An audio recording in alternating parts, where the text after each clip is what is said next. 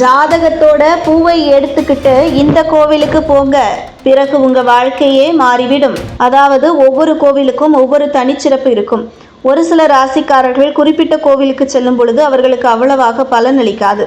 அவர்கள் தனது ஜாதகப்படி எந்த கோவிலுக்கு செல்ல வேண்டும் என்று சொல்கிறார்களோ அந்த கோவிலுக்கு செல்ல வேண்டும்.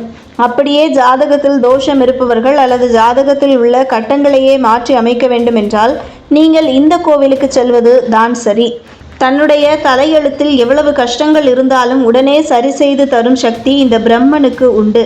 சிவனே பிரம்மனாக அவதரித்த கோவில் இந்த ஆலயம் காஞ்சிபுரத்தில் பெருநகர் என்னும் ஊரில் இருக்கக்கூடிய பிரம்மபுரீஸ்வரர் கோவில். அங்கு வீற்றிருக்கும் ஈஸ்வரனுக்கு பிரம்மபுரீஸ்வரர் என்று பெயர். ஈஸ்வரனே பிரம்மனாக அவதரித்த கோவிலாக இந்த கோவில் திகழ்கிறது. ஒரு முனிவரின் தலையெழுத்தை மாற்றுவதற்காக அவர் பிரம்மனாக அவதரித்தார் என்று புராணங்கள் கூறுகின்றன. இந்த கோவிலில் சேஷ்டா தேவி விநாயகரை நோக்கி தவம் இருக்கிறார். முப்பெரும் தேவிகளின் தலைவியாக திகழக்கூடிய சேஷ்டா தேவி விநாயகரை நினைத்து தவம் இருக்கும் ஆலயமாக இந்த ஆலயம் திகழ்கிறது. வேறு எங்கும் நாம் சேஷா தேவியை பார்க்க முடியாது என்பது மிகவும் குறிப்பிடத்தக்கது. இந்த ஆலயத்திற்கு ஒவ்வொருவரும் தங்களுடைய ஜாதகத்தை எடுத்துக்கொண்டு செல்ல வேண்டும். முடிந்த அளவிற்கு எழுதிய ஜாதகத்தை எடுத்துக்கொண்டு செல்லுங்கள். ஒவ்வொருவருக்கும் ராசி இருக்கும். ராசிக்குரிய நாதர் இருப்பார். அவருக்குரிய கிழமைகள் இருக்கும். அந்த கிழமைகளில் போக வேண்டும்.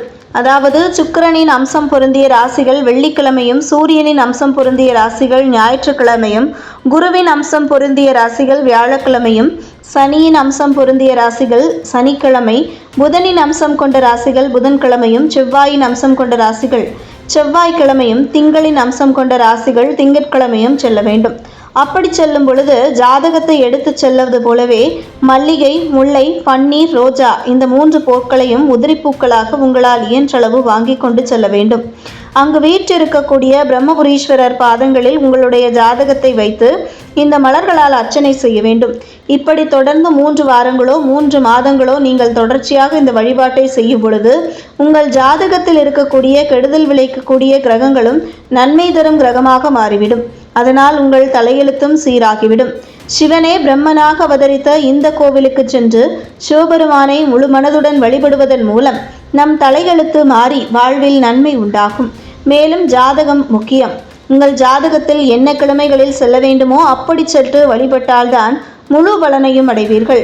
கோவில்களில் உள்ள கடவுள்கள் எல்லாம் அவதரிப்பது மனிதனுடைய ஒவ்வொரு துன்பங்களை நீக்குவதற்காகவே. சிவன் பிரம்மனாக அந்த இடத்தில் அவதரித்தால் அந்த இடத்திற்கு அவ்வளவு எதுவுமே இருக்கும்.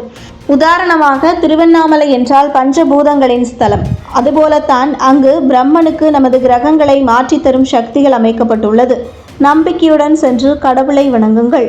இது போன்ற முக்கிய நிகழ்வுகள், அரசியல் தகவல்களை ஆழமாக மாறுபட்ட கோணத்திலும் அறிந்து கொள்ள மறக்காமல் பாரத் மெயில் 24 பக்கத்தை பின்பற்றிக் கொள்ளுங்கள். உங்கள் ஒவ்வொரு ஆதரவும் இது போன்ற பல நிகழ்வுகளின் பின்னணியை அறிய உதவும்.